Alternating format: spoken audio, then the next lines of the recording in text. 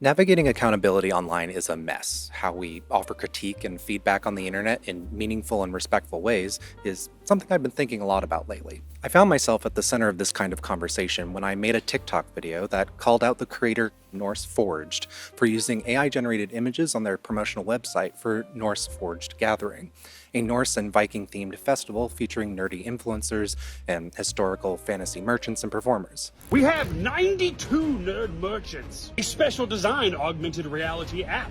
As a longtime supporter of craft fairs, Renaissance fairs, local and community markets, and the like, as well as someone who values handmade craftsmanship and artisan work, it felt like a disconnect to see an event supposedly celebrating these kinds of creators rely on AI for its promotion. At about this same time, Scott Niswander over on NerdSync was dealing with something similar. He posted a video critique of Marques Brownlee's Panels app. This app, I feel like, is user hostile. Both of us were aiming for good faith critiques to hopefully draw attention to the concerns we had, and offer suggestions on what they could have done differently or correct their mistakes and repair trust with their audiences. But some of the responses we got to our videos highlighted just how tricky that is to pull off on the internet. So I asked Scott about it. Hello, how's it going? I'm doing good. What made you feel compelled to critique Marques Brownlee and his app, given that your content typically revolves around superhero movies? I am like really into technology. When I saw the Panels app, I was like, this can't be right. Like, I guess now is the time to just be like, all right, well, I'll just make a video about it because I just have so many thoughts. The social internet has revolutionized how we connect with creators, celebrate their successes, and critique their missteps by giving us much more access and visibility than was ever possible before. But this dynamic is fraught with challenges, especially in an age where the lines between constructive criticism, personal attacks, and outright malice can blur so quickly, and it is so easy to be misinterpreted or mischaracterized online. When Scott and I talked, we both agreed that holding someone accountable isn't about tearing them down, it's about helping them improve. For him, calling out Marques was a big step outside his usual wheelhouse of superhero movies and pop culture. But as he explained, his love for tech and respect for Marques as a creator made him feel compelled to say something. I don't like doing drama videos, and I didn't want people to see this as a drama video. I'm not just dogpiling on because everyone else is dogpiling on. Like, I like Marques a lot, and I think that sort of constructive criticism was my way of trying to be like, see, I'm not just trying to shit all over this product. I actually genuinely deeply care about this stuff to the point where I felt compelled to make a video. I approached my critique of Norse Forged in much the same way. I've been going to Renaissance fairs since I was 2 years old, and I've performed as a reenactor and worked booths at artisan markets similar to what Norse Forged was doing with their gathering. These events are my happy place, so seeing a market centered on creators and craftsmanship using AI-generated images felt off. So I made a video pointing this out, saying that I wouldn't feel comfortable supporting the event unless they corrected this. I'm not going to be going to Norse Forge. I would like to see you do better. My goal was to encourage them to commission real artwork from the incredible pool of artisans they claim to celebrate. And, of course, the internet did what it does best, completely missed the point. The backlash was immediate and bizarre. Some people accused me of being the fun police for daring to criticize anything about the event. Others got hung up on the fact that I mentioned it coincided with my birthday weekend, telling me to just do something else if I didn't like it. Even Norse Forged initially misinterpreted my video with a comment making it sound like I'd personally attacked his wife who had commissioned the website. Scott had a similar experience. While many of his viewers appreciated his thoughtful breakdown of the Panels app, some hardcore Marques fans deflected his points with unrelated accusations of hypocrisy. I don't know. That was definitely one of those situations where they were just like trying to poke holes and just like, actually. And I'm just like, okay, but you understand the heart of what I'm trying to say, don't you? Norse Forged's try and say that 5 times fast. Norse Forged's use of AI-generated images on the website conflicted with the principles of an artisan market to me. Normalizing AI-generated imagery erodes our ability to value and trust real creativity. And, as Scott pointed out to me, the broader issue with AI isn't the tools themselves, but how they're trained, often using stolen data from creators who never gave their consent. He's definitely trying to like, oh, this artist can use AI like to augment their photographs, but there's nothing purely generated from the AI.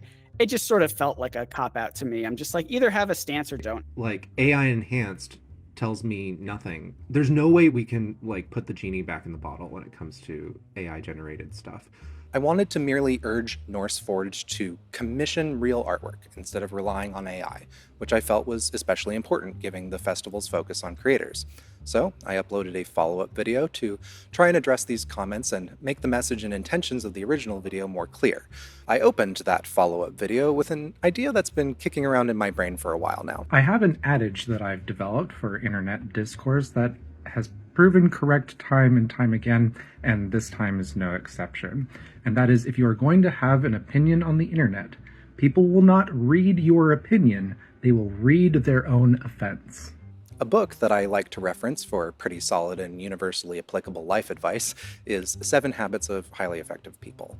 There's a quote in here about interpersonal effectiveness that I only recently realized affirms my newly coined adage about opinions and offense. People don't see the world as it is, but as they are. This universal truth about people makes AI-generated images especially dangerous.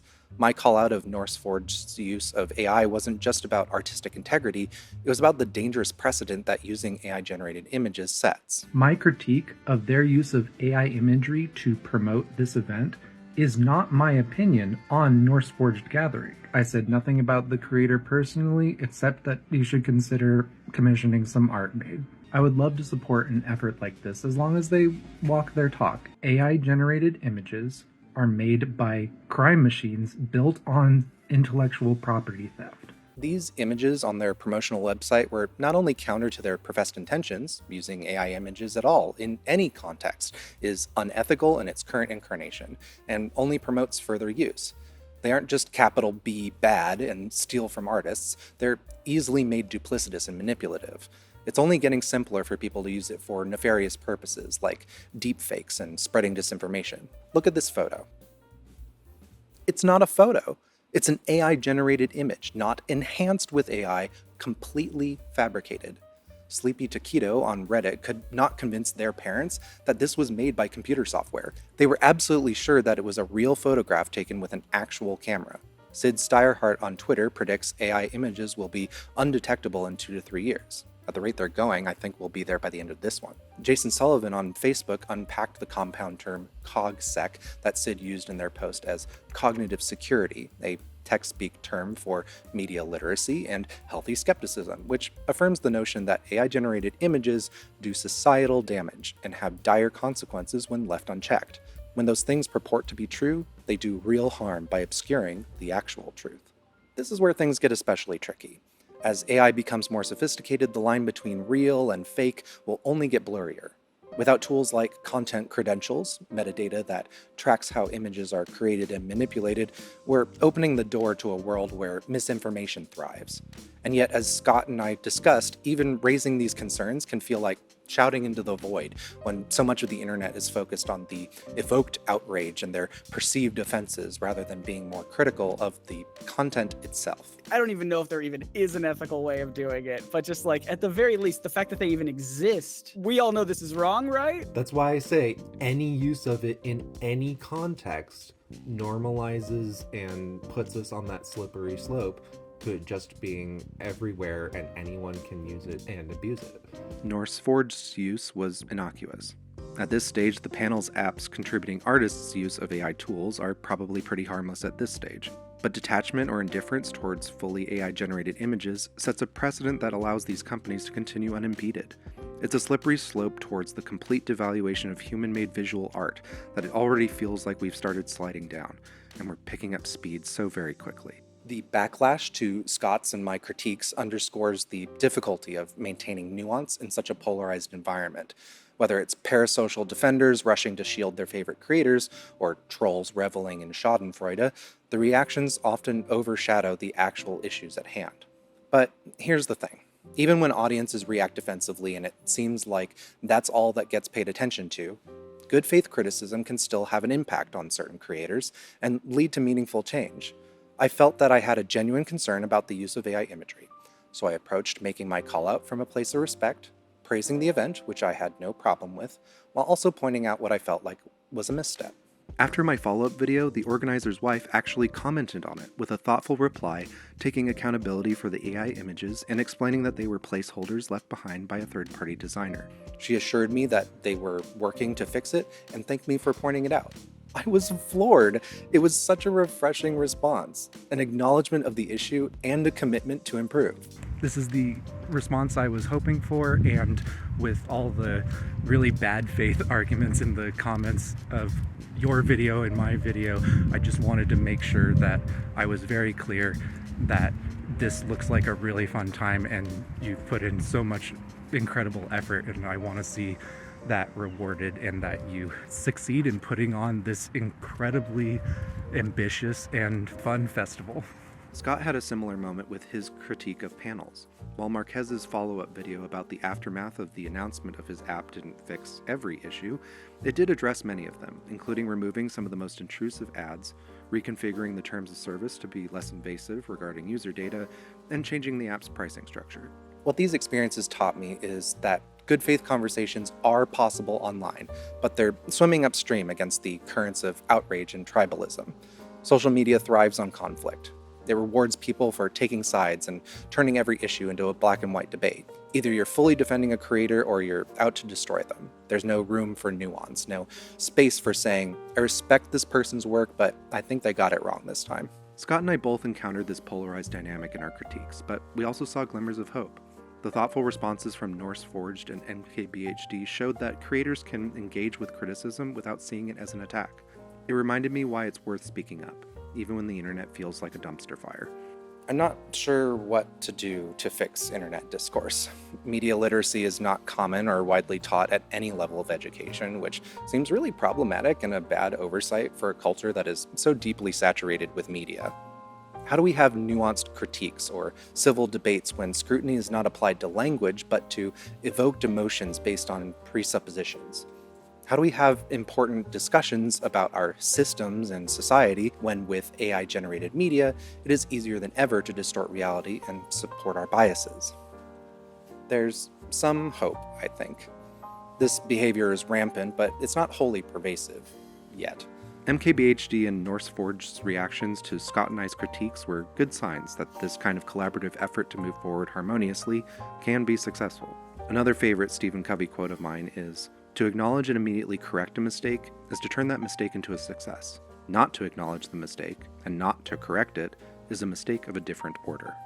The normalization of using AI-generated images further proliferates their use and acceptance, warping objective truth so that no one can have an informed opinion on their perceived reality, forcing us to make too many mistakes to be able to correct them all. It is a symptom of the social internet's inability to facilitate nuanced discourse and a bias confirmation tool. For instance, cancel culture has killed many an imperfect messenger, and that is tragic. It's important that we're allowed to, and empowered to, hold people accountable for their actions, but it's also important for these people to be given the space to correct their mistakes and grow from the experience. Ultimately, I think the takeaway here is that accountability, both for creators and their audiences, requires mutual respect and a willingness to listen. Criticism doesn't have to be a blood sport, and defending a creator doesn't have to mean dismissing every critique. When both sides engage in good faith, amazing things can happen. As Scott and I's experiences show, creators who approach criticism with openness and humility can rebuild trust and even strengthen their connection with their audience. He has so much influence that taking responsibility for any sort of mistake, don't do it to save face. Do it because like when I made my sort of apology at the top of my re-uploaded video, I didn't put sad music behind it. I didn't do it. I was just very straight. I was just like, hey guys, it was my bad. And thanks for everyone for telling me about it. And I'll do better in the future. You just have to do it earnestly without trying to manipulate people. And I'm glad he'd made that his follow-up video. I'm glad Marquez made his follow-up video addressing the complaints, especially fixing a lot of the stuff that people complained about. Scott wasn't just pointing out what was bad, he was offering ways to improve. That's the difference between tearing someone down and helping them grow. But we've got a long way to go before these practices and considerations become the norm.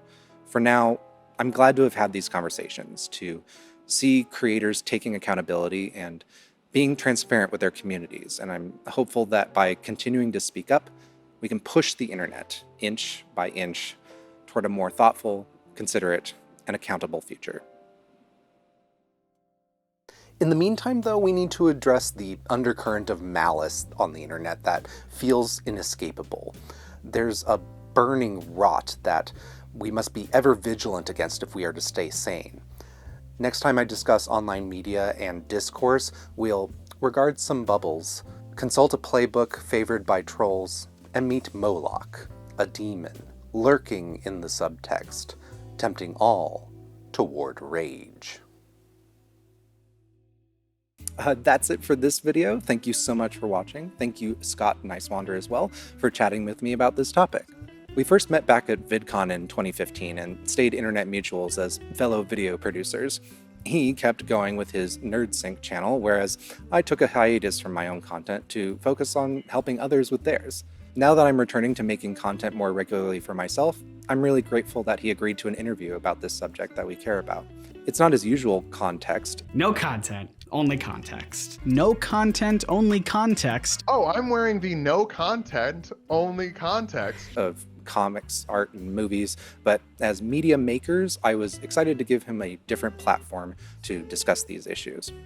However, in a moment of serendipity... This is Evan Kinswood, and he was actually interviewing me for a video on his own channel when I casually mentioned that I was working on an essay about Fred's ascot. I am working on a video about Fred's ascot from Scooby-Doo, and Oh my god, I am your perfect, guest or whatever.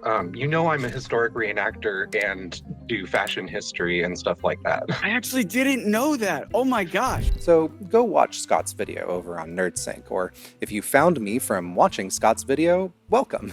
If you're new here, I do video essays about media literacy, tech ethics, philosophy, community building, and internet culture. But I realize that if you're coming from the Fred's Ascot video, a lot of my content on YouTube isn't actually about fashion history or menswear right now, but I'm working on that. I've been a historic reenactor, living history performer, and menswear enthusiast my whole life, and some of my videos coming up will be about that.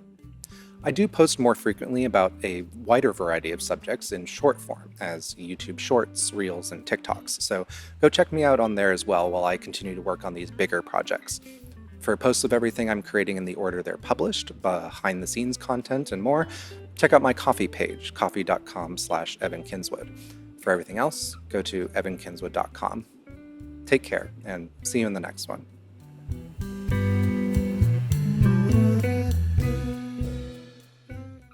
Norse Forged's use. My call out of Norse Forged's use of AI wasn't just about artistic integrity, it was about the dangerous precedent that using AI-generated images sets. Oh, thank goodness. All right, David.